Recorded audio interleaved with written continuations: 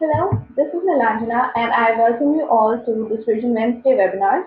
If you're joining us for the first time, this is a community initiative by Srijan Technologies where you can tune into some great sessions on topics ranging from front-end technologies, UI UX, mobile apps, to media, entrepreneurship, community building, and digital marketing.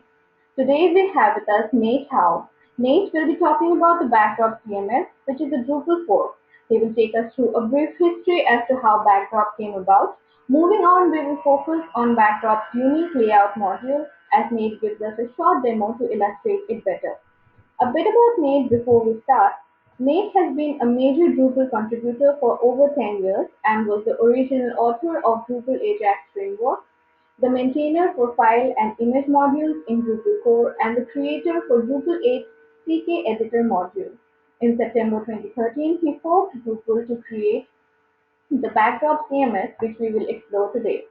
Thanks for joining us, Nate. Before we begin with the session, I would request all participants to please type in any questions that you have during the presentation, and we'll take them up in the last 15 minutes of the session. Also, please don't forget to take the conversation live on Twitter using our hashtag StrigenWW. You can share your thoughts by tagging us and Nate in your tweets using our handles @Strigen and @QuickSketch. So without taking up any more of your time, let's get started. Nate, over to you. Hi, thanks so much. I'm really happy to be here and be talking about Backdrop with you guys here today. So I'm going to be talking about Backdrop. This little guy at the bottom of my slide here, he's our mascot. His name is Drop. But as you guys may know, Backdrop is a fork of the Drupal project. We did this back in September 2013, so Backdrop has been around now for quite a while, actually. We've been at this for a year and a half now, and Backdrop itself, our first official release of Backdrop was back in January 15th, 2015. So we've had Backdrop out officially and out in the wild now for over a year. And before we go into layouts, which is going to be kind of the focus of this presentation, because this is the first time that we've done a webinar with Srijan, we'd really love to give a little bit of an introduction into Backdrop and talk about how it's different from Drupal and why we made it in the first place. So there are a lot of different tools out there, from Squarespace, kind of at the simplest and lowest end of the spectrum, WordPress, which can be used as a CMS, but primarily as a blogging tool. Other tools out there like Joomla, and then the sort of most robust and complete solution being Drupal, of course, the CMS that we all know and love. Backdrop is working on positioning itself in a lower end market that traditionally Drupal kind of had been used for in years past, but with the new release of Drupal 8, Drupal is sort of targeting itself towards the higher end of the market, and we're trying to build a tool that fits kind of in between the WordPress market at the low end and the Drupal market at the high end. But primarily, the main reason why Backdrop CMS exists is a matter of a difference in philosophy from the Drupal project. There's definitely some reasons code-wise, like Backdrop is very, very similar to Drupal 7, and there's reasons for that. But the primary reason why Backdrop exists is because we have a different project philosophy from Drupal. If we outline the main principles of Backdrop, the very first one on this list is the primary differentiator from Drupal, and that is that we really value backwards compatibility. If you look over the history of Drupal, and pretty much every major release of Drupal, Drupal has a strong philosophy of basically ignoring backwards compatibility, or actually just having an outright disregard for it, basically saying like backwards compatibility is something we explicitly do not do in between releases. And this has been the case for every major release of Drupal since it was created. In between like Drupal 4.6 or 4.7 and 5, 5 and 6, 6 and 7, each one of those releases introduced major API breaking changes. And basically the way development works is that any change you want, you can get into the next version, and you don't have to provide any sort of compatibility layer with the previous version of Drupal.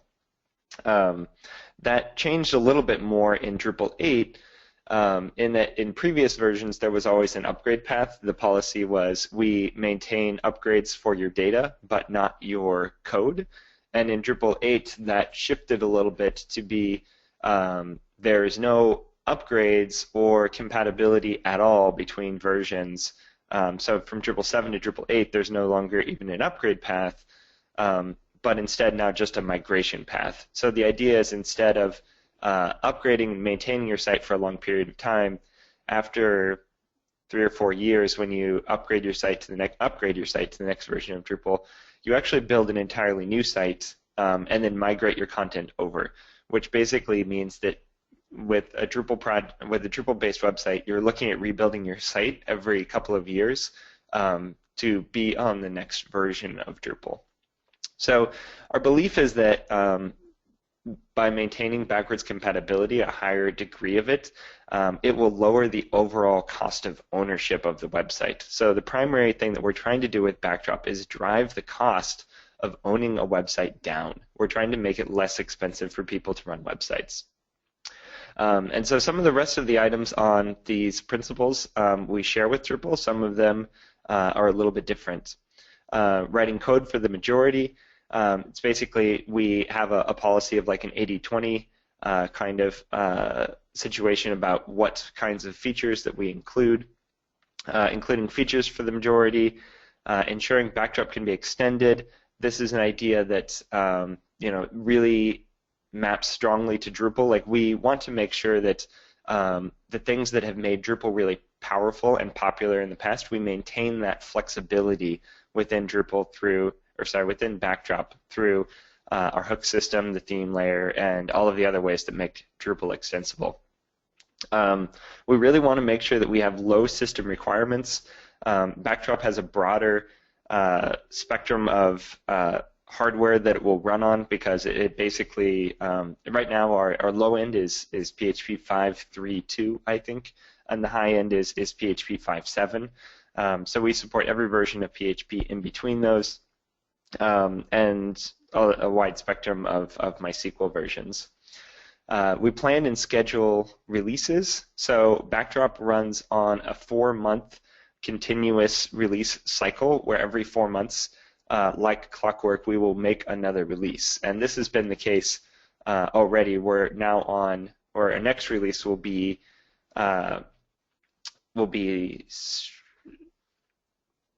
15th, and that will be our 4th release after January 15th was our first one, then September, then May, and every one of those sort of trimesters, we will always release another version on the 15th of that month, no matter what. So if a feature isn't ready, then we just don't include it, and it will be in the next release. So really regular releases, which makes it easier to plan and schedule around upgrading your site, and of course, always remain free and open source.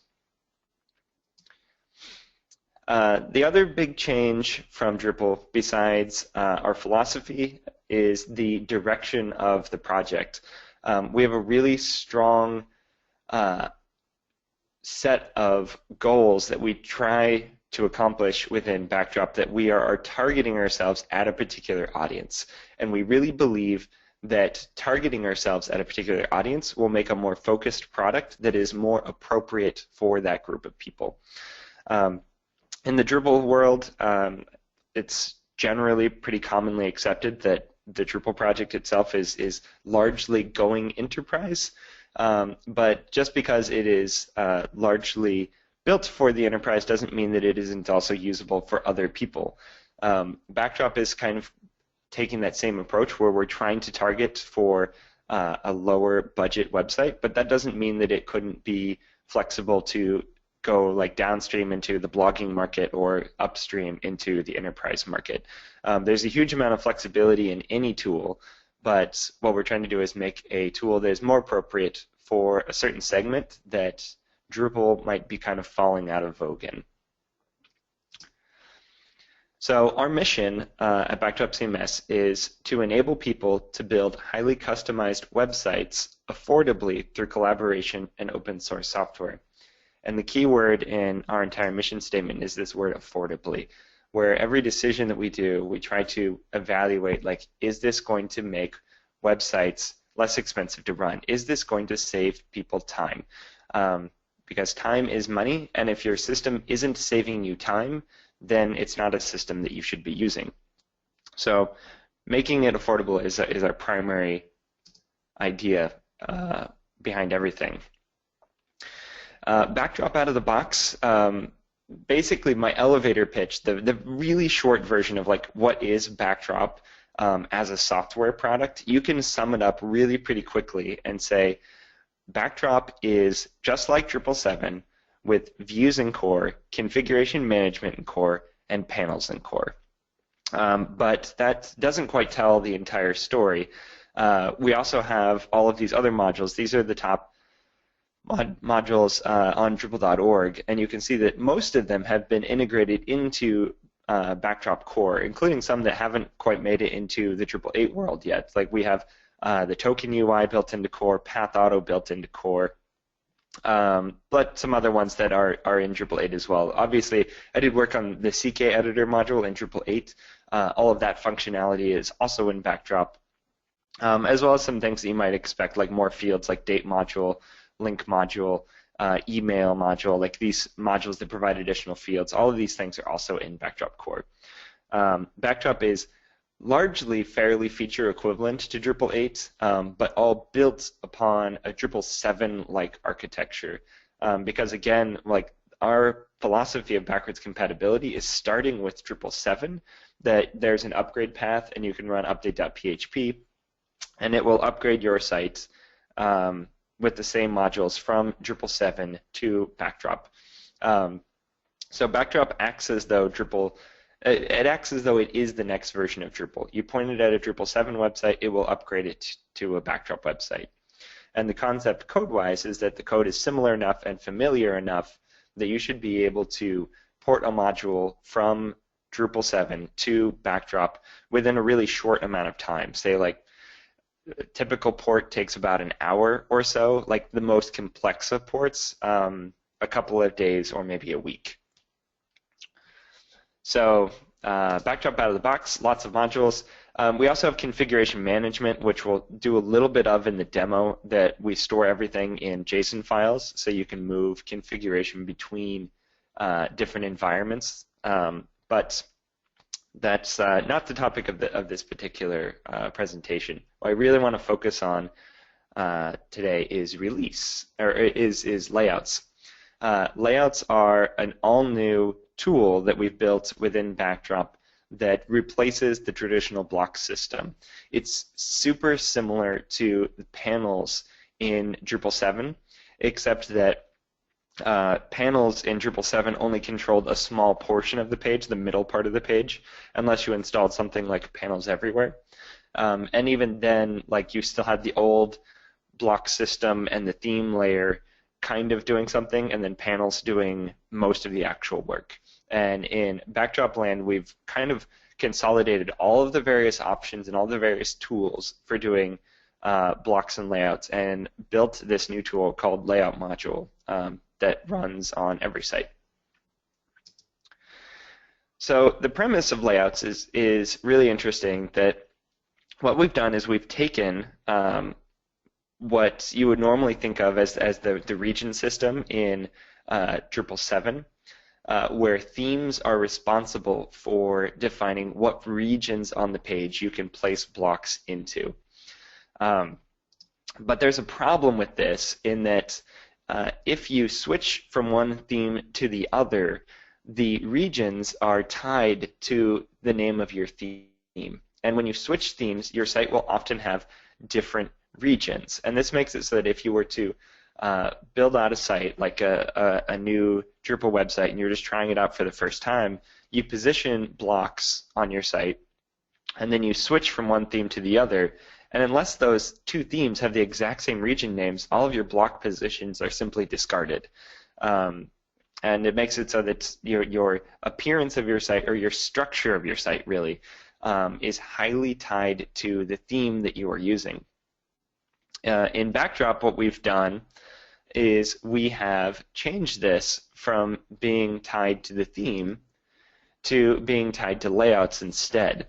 And this makes it so that there's no longer a kind of a concept of themes that have like a 3-column theme or a 2-column theme. There's no such thing as themes having layout anymore. Instead, you have layouts module provide all of the layouts, and then the theming merely provides the styling around the layout.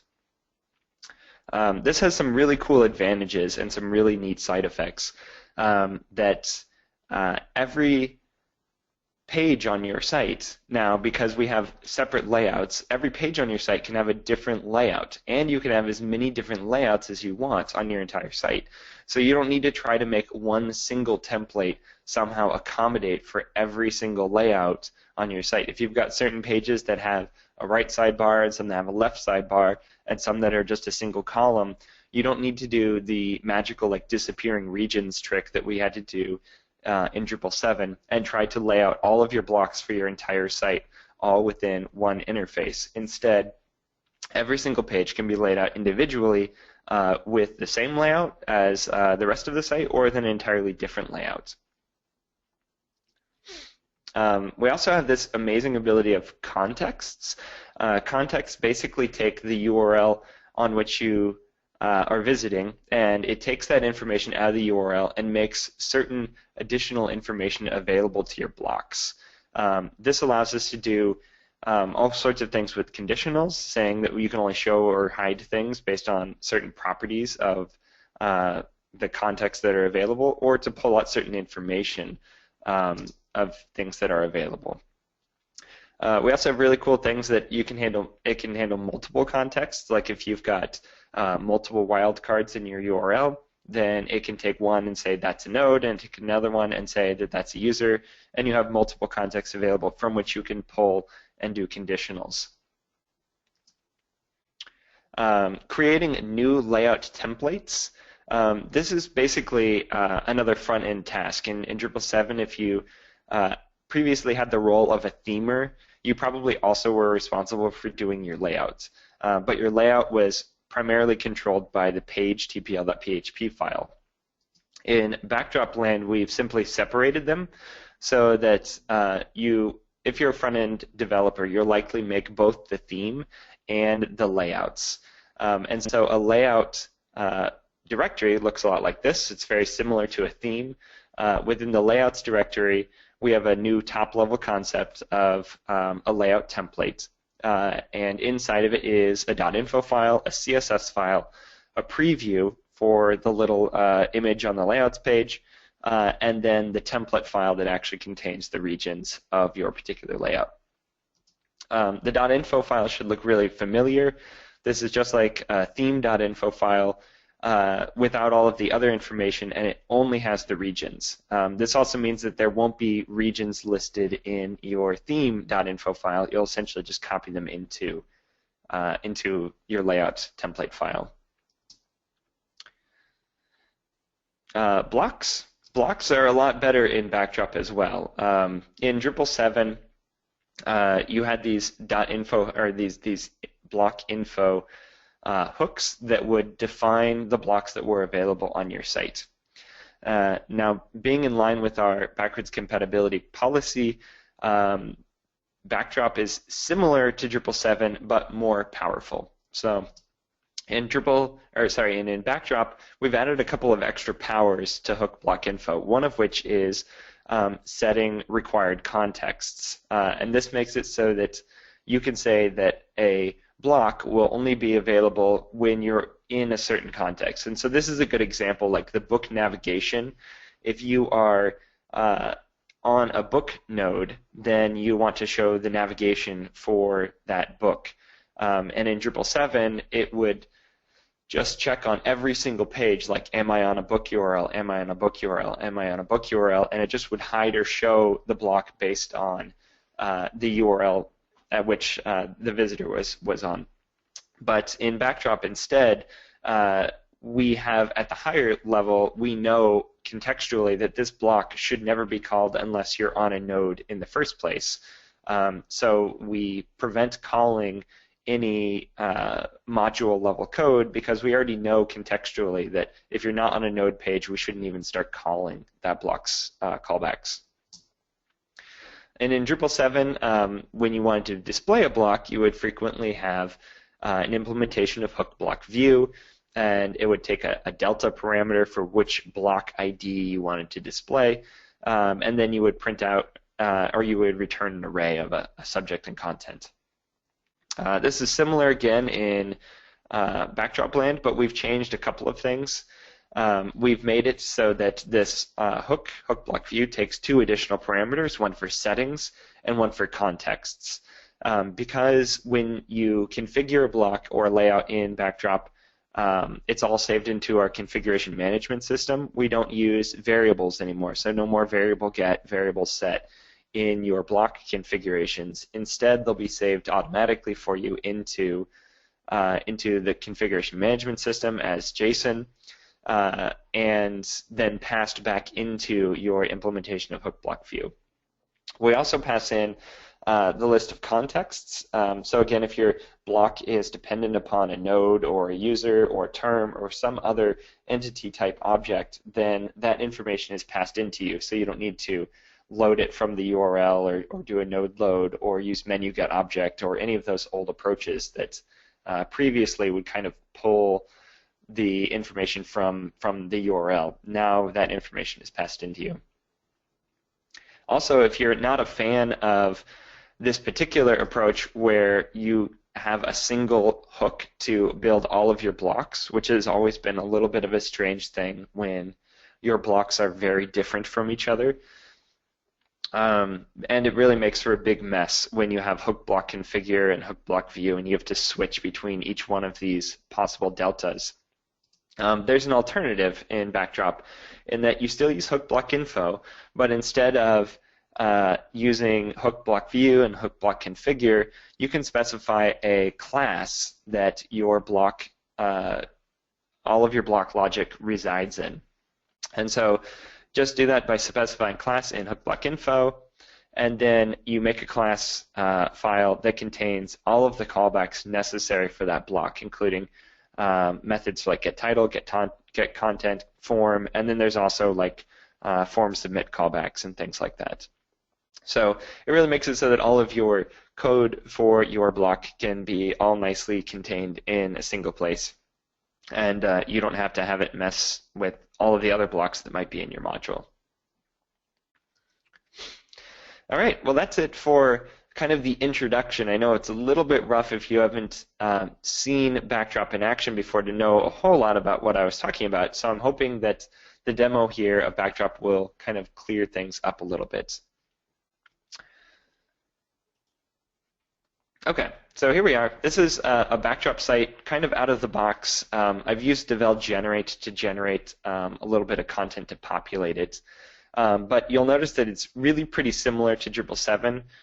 There are a couple of new things in Backdrop or in this that were not in Drupal 7 though, like things like if I turn on the mobile view, then we can see that certain things like Backdrop is responsive out of the box, which is something you would absolutely expect with any system these days. But it's really nice that some things like we've built in admin bar from Drupal 7, the most popular tool for doing administration. And we have certain things like we have this nice search ability that makes it so that if you don't know where certain things are within Backdrop, you can just type into the admin bar your particular task that you want to accomplish, and then it will take you to those particular pages. So it's nice things that you would expect that you just don't get with Drupal 7 these days, because mobile design and responsive and touch-friendly interfaces just weren't common when Drupal 7 first came out. And we are like an updated, refreshed, more powerful version of Drupal 7. Let's see.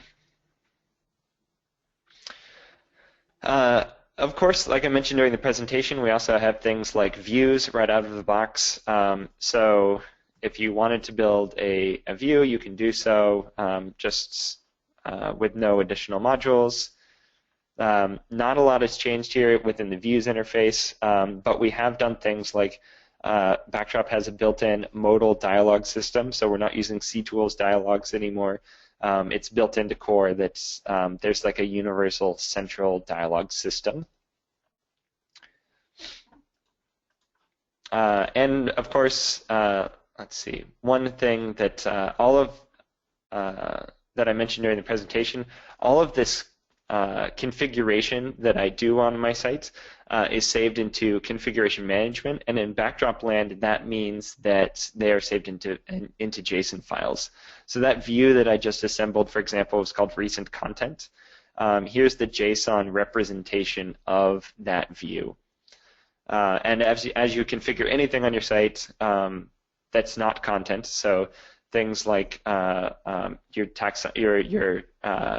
node types, your views, your layouts, all of these things are all stored immediately into JSON files. So let's talk about layouts themselves. So if I were to go to the layouts section, out of the box, Backdrop comes with two layouts. The default layout that will be used for your entire site, that's like the equivalent of Drupal 7, where you only had a single layout that was controlling your site, and an admin layout that controls the back-end part of your site. So out of the box, Backdrop uses a two-column layout for your front end, and for your back end, it just uses a single column, for the administrative interface, which is what we're seeing right now. So if you wanted to modify your entire site, you can do so by modifying the default layout. Like I could do something like I could take that block that I just created called recent content. Actually, I'm not sure that was the right one. Well, anyway, you could take a block like this recent content block and plop it in the right-hand sidebar. And then I will go to the home page, and you can see here's that recent content block here in the right-hand sidebar.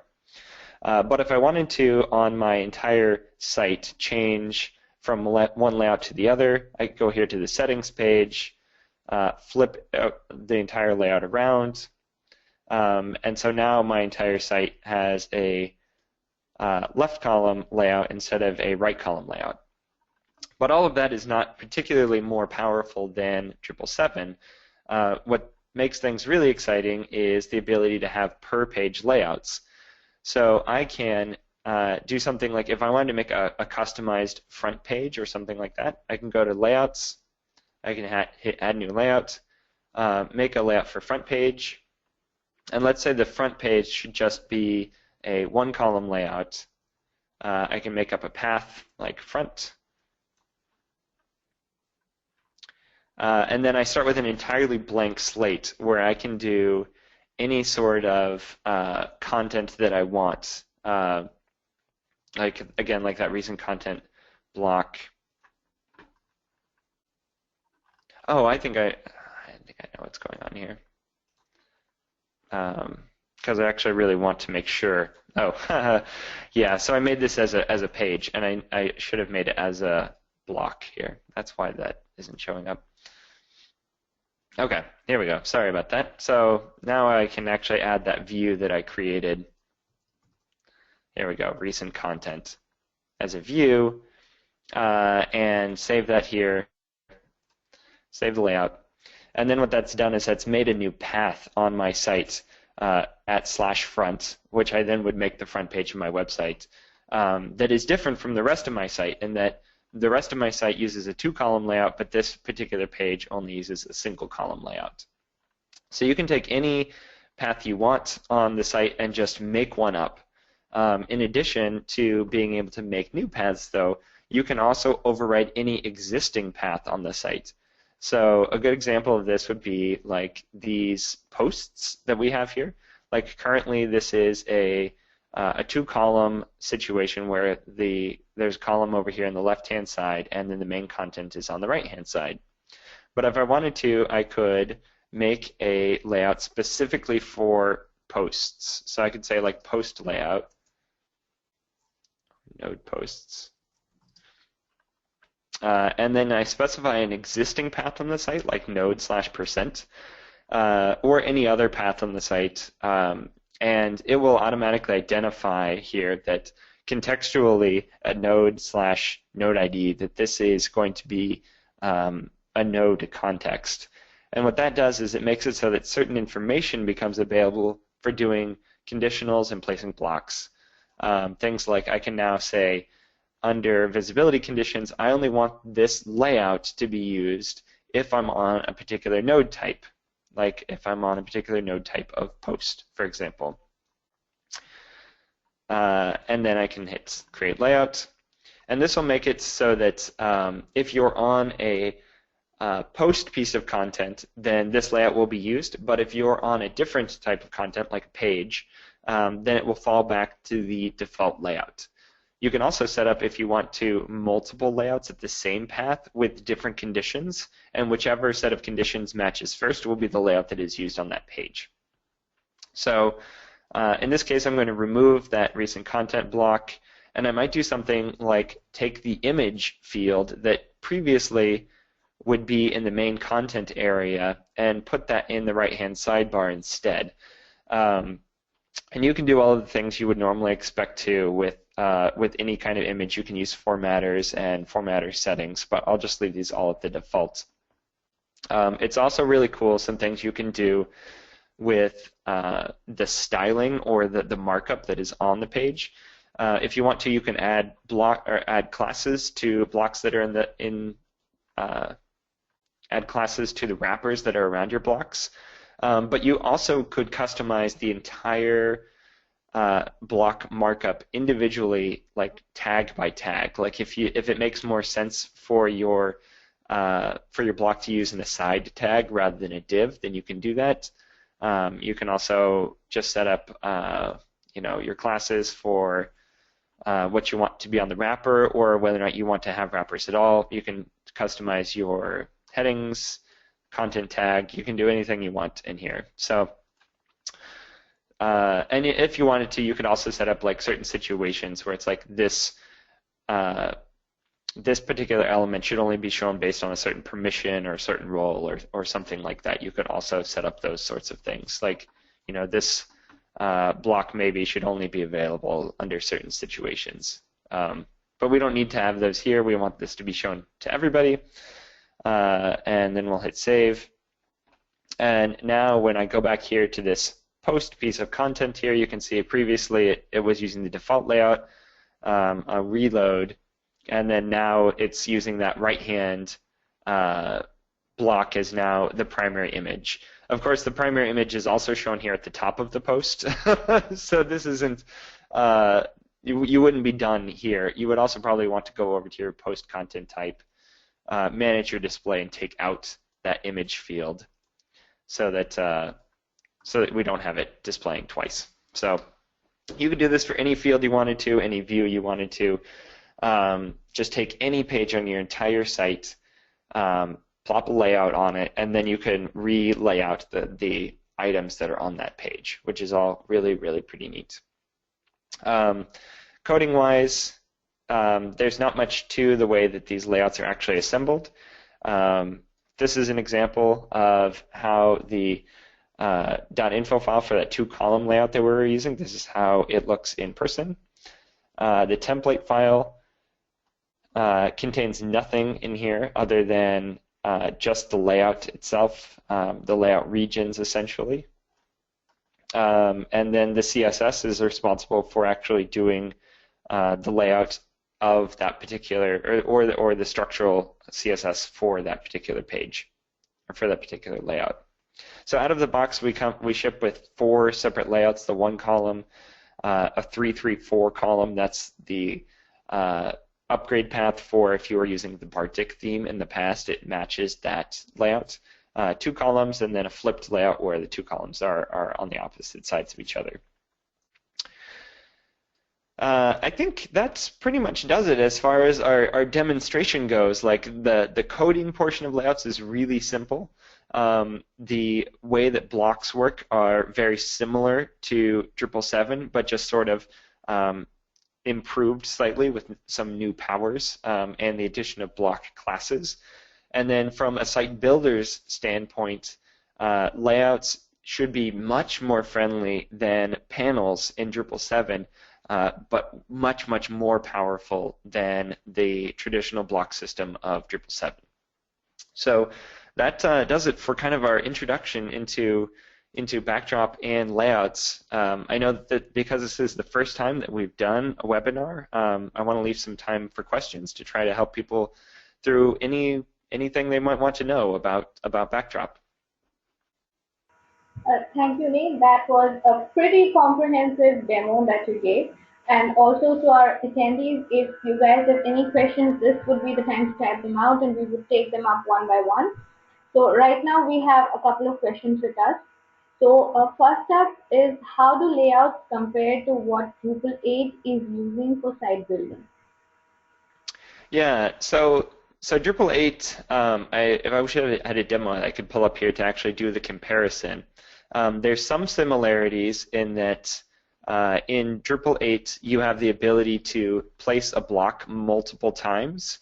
And so Drupal 8 has improved its layout system in that you can place instances of a block multiple times. Like for example, I've got this breadcrumb, and I could add a breadcrumb block a second time if I wanted to have the breadcrumb at the top of the page and at the bottom of the page, for example. And in Drupal 7, you couldn't place a block more than one time. Both Backdrop and Drupal 8 have the ability to place instances of blocks as many times as you want. I'd say the big difference between Backdrop and Drupal 8 is that, as far as I know, there's not contextual information passed into blocks. You can still pull it out of the page URL that you are on to do something that kind of imitates context, but it's not built in quite in the same way. And also, primarily, in Drupal 8, there's no idea of of a layout top-level concept. In Drupal 8, the theme is responsible for the regions that you have on your site. And if when you create a theme, or if you have a theme, the regions that theme provides are all the regions you will have.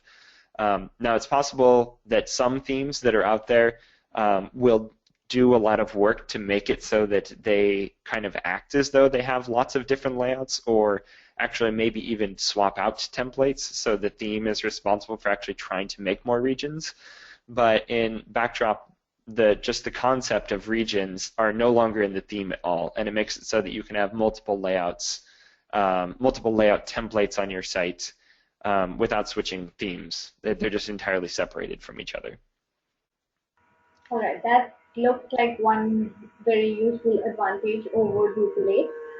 Second question is, should themes include layouts or literally be layout agnostic, where developers can use separate modules to create new layouts they want site builders to be able to use?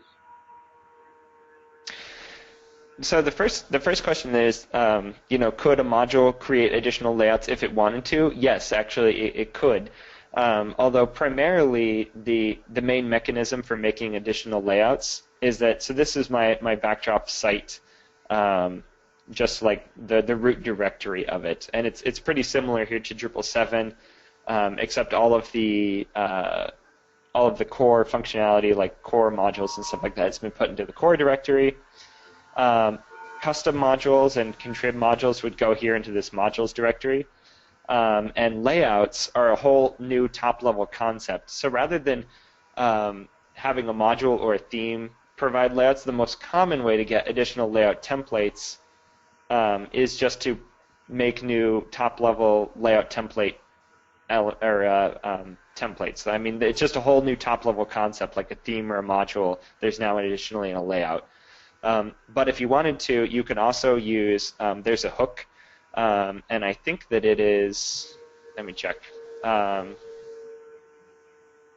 So we have an API website similar to Drupal's API website, but hook layouts.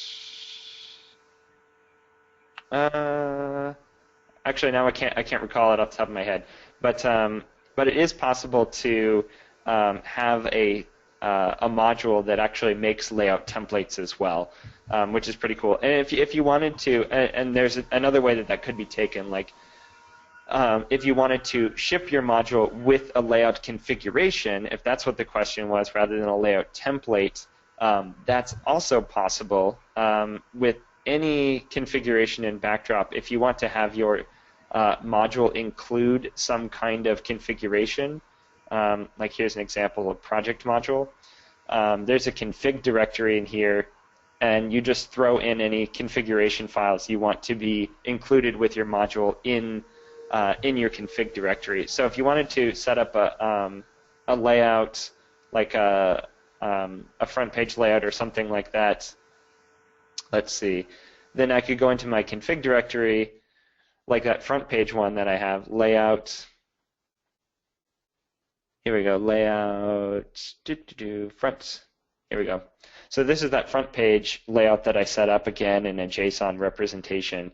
I could take that JSON file and just copy it into my module's config directory, and when my module is enabled, it will automatically also deploy that configuration of the layout configuration. So it's like, instead of using, like in Drupal 7, if you wanted to ship a default view, you'd use hook views, default views. But in Backdrop, what you would do is you would simply take the views configuration file, like this recent comments view, and just copy that into your module's config directory, and then it will be installed automatically when your module is turned on. What was the second question? I think you've answered that question pretty well. I think we have a follow-up question to this, which is asking, it seems like it's a requirement for a theme to support unlimited types of layouts, could actually make it more difficult for end users to get what they expect out of a theme. Right. Yeah, we have had that as a challenge. I think that is totally accurate, to be concerned about that, because, like, let's take a look at a theme that is in core, for example. Like, let's take a look at the Bartik layout, or sorry, the Bartik theme. And so the Bartik theme, template-wise, is, well, okay, there's no page template here, but if I were to actually find the page template in core, there's nothing in it anymore. So let's see, if I open up, core modules system, I think is where the page template is. And so the page template now doesn't have anything in it anymore. It's just, you know, the HTML tag, the head tag, and then the body tag, and that's it. This print page is the entire portion of the page that is responsible, that the layouts are responsible for. And so you do end up with a little bit of overlap between the display side of things and the layout side of things. And so in the Bartik theme, for example, if we open up the CSS file for this and we take a look at the style.css, we're not entirely void of any layout-like functionality. Like these things, in Backdrop, anything that starts with -L is a layout-based class. And so here's an example where, for example, like we try to push down the footer down to the bottom of the page, and so the theme does need to know that there is a footer region for it to push down in the first place. And same thing for some things like this triptych in order to be responsive. Actually, that's not true. In order for it to be responsive, that's provided all by the layout, but we just have some additions in here to make it so that the footer is pushed down. So, for example, like on this home page, let's see if I can find a page. Yeah, finding a page that actually isn't long enough might be a little bit of a challenge. But yeah, there's a little bit of code to push this footer down to the bottom in the event that the page isn't long enough. And you're right that there's a little overlap there between themes and layouts. They can make that a little trickier. But there's the trade-off there of basically you can use any grid system you want with any theme you want, and they're just entirely separated now. So if you wanted to use a theme that you found off the internet, but you wanted to use the Twitter Bootstrap grid system, then you could do that, and you can use grid systems that are separate from the theme. So you can use any grid system with any theme now. Like if you want Zen Grids or Suzy or Bootstrap, you can choose your grid system independently of the theme. They're no longer restricted to each other. So there's advantages and disadvantages for sure. It makes it more powerful, but yeah, the matching between the theme and the layout can have some challenges. Okay, so is there any plan to resolve these challenges once we move on to, like, in the next cycle of release? Yeah, we're working on some things to make it so that there's less layout information needed. For example, like right now in some things you can do already to mitigate these problems is that you can do things like you can configure per block. Like if you can set block classes that make it so that you will have something consistent to work with. What we're doing in the next version, actually, there's a patch that it's probably going to be done in the next couple of weeks, actually.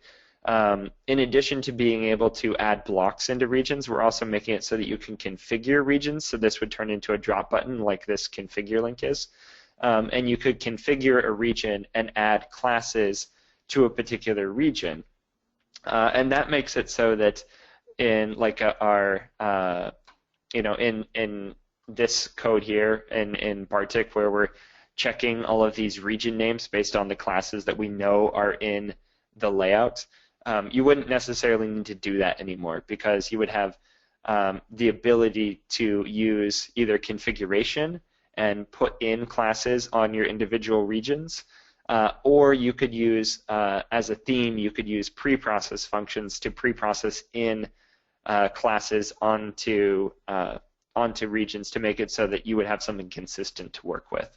So that's some examples, like some ways that that's being helped. All right, so we have one last question on this particular topic. So doesn't it go against Backdrop's philosophy to absolutely require a specific layout for a theme? Yeah, they're not required actually. What should be happening here is that any theme really should work with any layout. If I were to pull up some examples here, like I don't have any other themes on my local host here, but any theme that you find, like, so this is backdropcms.org. This is our list of themes so far that we have available for the project. Every single one of these themes will work with every layout that ships with Backdrop Core. So it's, I would say that there's a little bit more work on the part of the contrib developer to make it so that it can work with multiple layouts, but from an end user perspective, it's pretty well in line that you can use any layouts you want and you can use any theme you want, and you can just click them together, basically. Some examples of layouts that are in the contrib land, I guess there's not a layout yet for, let's see, it's a little bit too bad that it's not out here yet, but there's the Radix project is also available for Backdrop. It's available for Drupal as well. Basically, Radix is a set of like 24 different Twitter Bootstrap layouts. And so it's nice that you can use any set of layouts with any theme you want. And basically the only thing that the theme usually does regarding the layouts is determine like what the max width of the entire page will be. So I wouldn't say that it's counter to the philosophy, although It does add more work for the themer, but not necessarily for the user. All right, so I think that settles this issue. Next up, we have what sort of advantages would Backdrop bring to a multi-site environment with a single code base? Oh, so multi-site advantages. So there are some differences in Backdrop land that you should be aware of. Really, it's really similar to Drupal in the regard of multi-site configuration. There is a sites directory just like in Drupal 7 and in Drupal 8. We do have some differences in that we assume that out of the box that the most likely configuration is a single site situation. And so like the settings.php file now, instead of being in site's default settings.php, is just in the root. And in addition to that, like there's no sites all directory. The sites all directory now is just the root layouts, the root modules, the root themes directory. Like all of those things that used to be in sites all now are all just directly in the root. And in the sites directory, out of the box, there's nothing in this directory at all. However, you still can use this for multi-site setup. All of that functionality is all still there. It's documented here in this README how multi-site works in Backdrop. In Drupal 7, you used to just create a folder that would be the name of your site, like example.com or something like that. And then you would have like inside of here another settings.php file and any modules that you wanted for this particular site. And then if the URL was www.example.com, then this settings.php would be used and a different database would be used, but it would share all the modules. In Backdrop, you have to, this is a requirement, you have to do mapping like this, where if you had www.example.com, you would have to map it to the directory here, .example.com. So this has got some advantages in that it's a lot more efficient, for example. That in Drupal 7, every single page load, the first thing it does is check 7 different permutations of what directory it's looking for, and then if it doesn't find one, then it falls back to default. So it's doing, for no reason, on every single page request, it's checking if 7 different directories exist, and then it falls back to using site's default. In Backdrop, what it does instead is it looks first for the sites.php, looks for any mappings that are in here based on the URL to the directory. So I actually could name my, directory something that wasn't the URL, and that would actually be much more common like that. And then the name of this directory then would be just example. And that makes it so that your mappings, they're much less tied to the URLs, which is useful for something like, like if you had a dev site, you could map all of them to the same directory, and you wouldn't need to worry about making symlinks all over the place, which is the most common approach in Drupal 7. Although you can do this in Drupal 7 as well. Like in Backdrop, this is required from an efficiency standpoint and a consistency standpoint. I'd also probably say that multi-site is also going to be, any site really is going to be helped along by configuration management, by the ability for you to store all of your site configuration, all of the settings, all of the content types, all of the fields, all of the views, all of the layouts, all of the configurations of all these things are all in JSON files. And if you're doing a multi-site installation, you're probably dealing with a lot of different code bases. And this makes it so that you can track your code or your configuration on these different sites more consistently. So you could use version control like Git to control or to keep track of all of these different files. And when people are modifying code on individual sites, you'll be able to see in your version control system which files have been changed on which sites.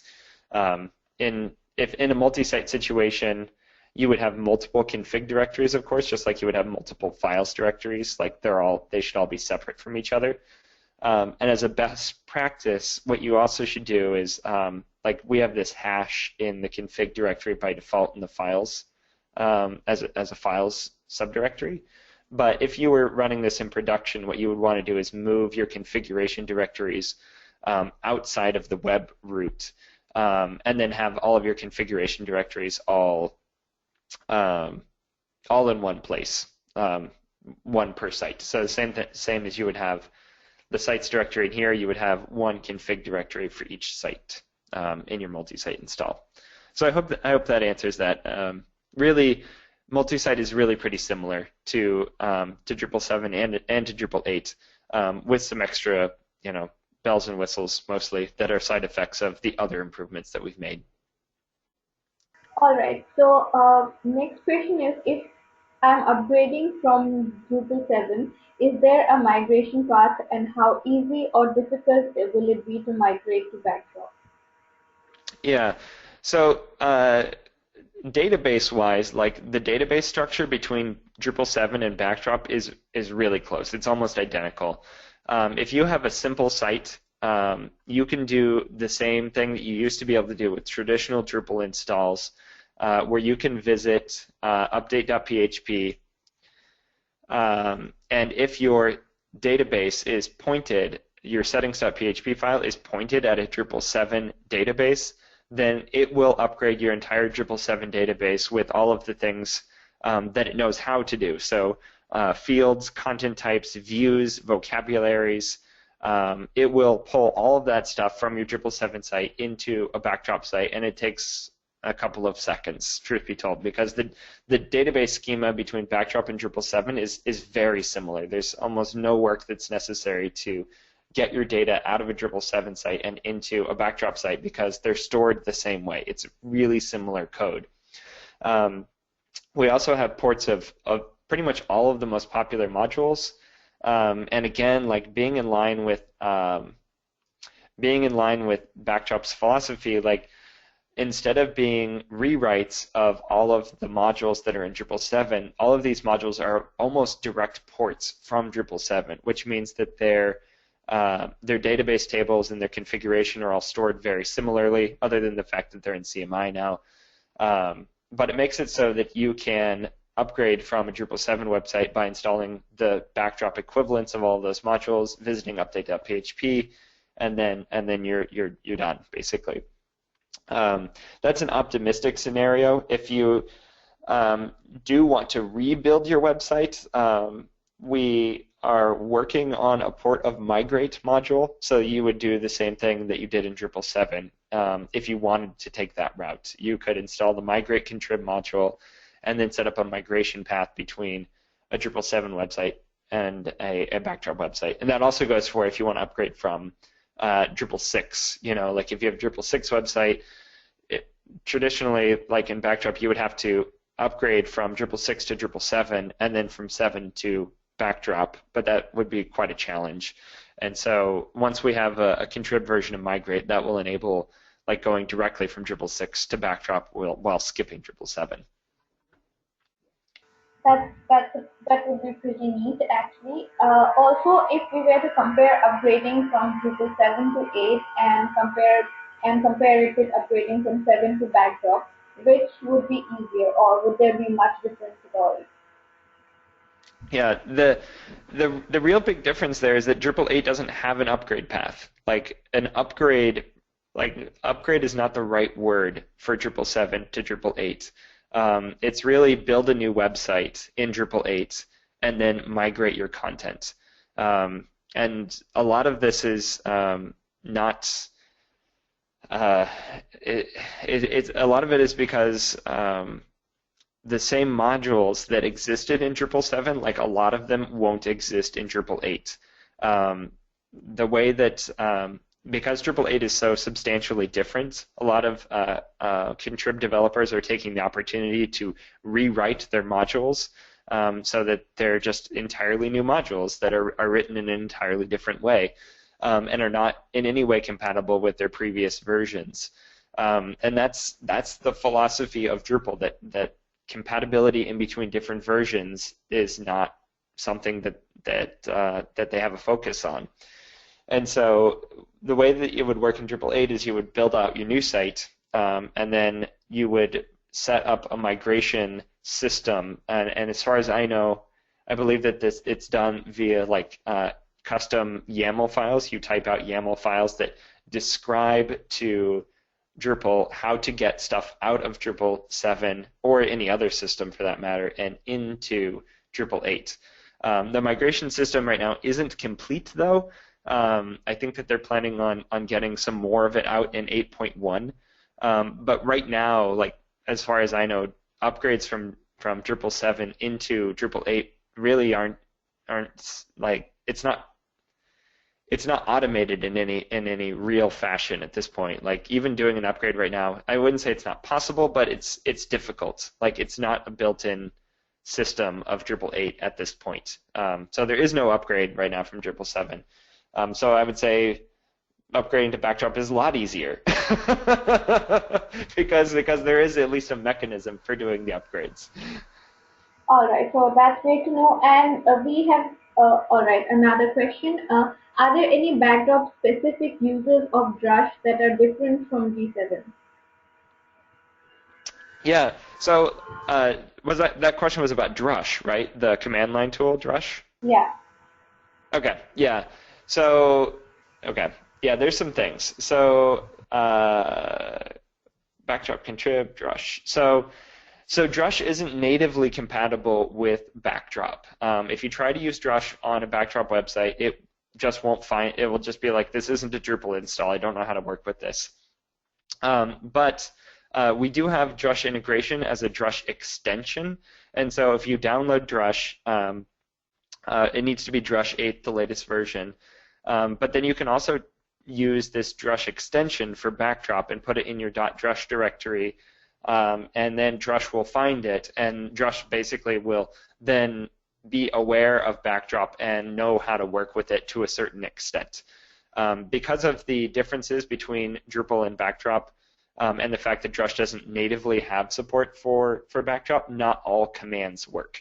And so we only have the basic functionality at this point, like SQL Connect and Drush CC all, Drush DL, Drush UpDB. Like those commands will work with Backdrop, but it's kind of like on an a la carte basis, which commands work and which ones don't. All right, so we've reached the end of this session, and our attendees, if you have any questions, we could probably take one last question. If anybody has any, please type it in. And also, before we go, we would just like to ask, at what point, like during the development of D8, did you think that it would, like, what exactly made you fork from Drupal and come on to Backbone? Yeah, so on a personal note, like where this came from was I was really involved in Drupal 8 development earlier on in the cycle. Like I'm a really passionate Drupal developer. I've been doing it for over a decade now, 10 years that I've been in the Drupal community writing Drupal code, and like I love the software and I love the community. Like this is basically I was really frustrated with the Drupal 8 code. At one point, I was working on CK Editor module, and I wrote the original CK Editor module. And I remember when I put up the module, and it was just about to be committed. It was just about ready. But then before it could be committed, it was stated, well, we don't actually write code that way anymore. Hang on, let me rewrite this entire module to use plugins instead. And it was like, just moved everything around like in a really drastic way. And thanks to the people that actually did that rewriting, because I didn't know how to do that at the time. But it really hit me that I was like, wow, this thing is totally different. Like, I don't know how to write Drupal 8 code. And during the D8 development cycle, things were changing all the time. It was a very frustrating experience, like trying to write any code at all, because code you wrote one week just wouldn't work the next week, and things were constantly changing. Obviously, that's settled down quite a bit, but the big change is still there, that the Drupal 8 code is entirely different from Drupal 7 code.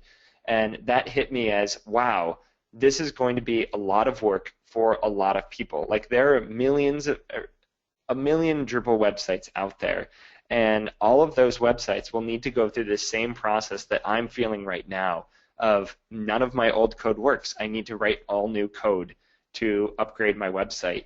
And I'd been through a couple of reasonably painful Drupal upgrading experiences in the past, from Drupal 5 to Drupal 6, Drupal 6 to Drupal 7, and I saw the Drupal 7 to Drupal 8 shift, and the amount of like frustration and cost that that was going to uh, um, put onto all of the users of Drupal, and I just basically I couldn't accept that anymore. And so that was the real driver there, that the cost of the change was too high.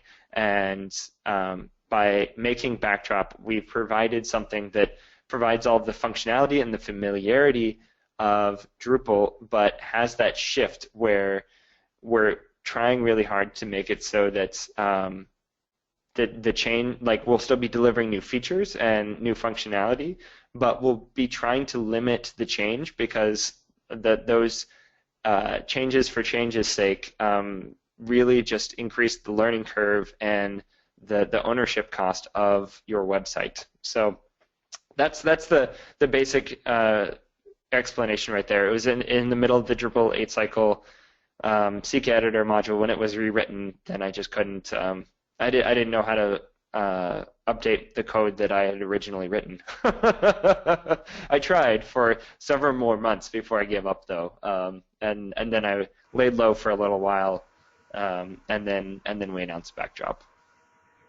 Okay, that was a pretty good backstory to know, and it just lets you understand Backdrop all the more. So yeah, that is great to know. So with that, we come to the end of this webinar, and thank you, Mike, thank you, Nate, for leading such a wonderful session. And we're sure everyone found your presentation very interesting and insightful, and would like to try our Backdrop pretty soon. And a big thank you to all our attendees for joining us today, and you all have been a great audience with all the questions. I would also like to announce that our next webinar is on Meet Commerce 2.x, and it will be hosted on 9th of March 2016 and would be led by Matt Glaman, who is the US team lead for Commerce Guide. For registrations and more details, you'll be getting a mail from us, so please stay tuned. And thank you again for joining us today, and hope to see you at our next webinar. Thank you and good night. Thanks so much.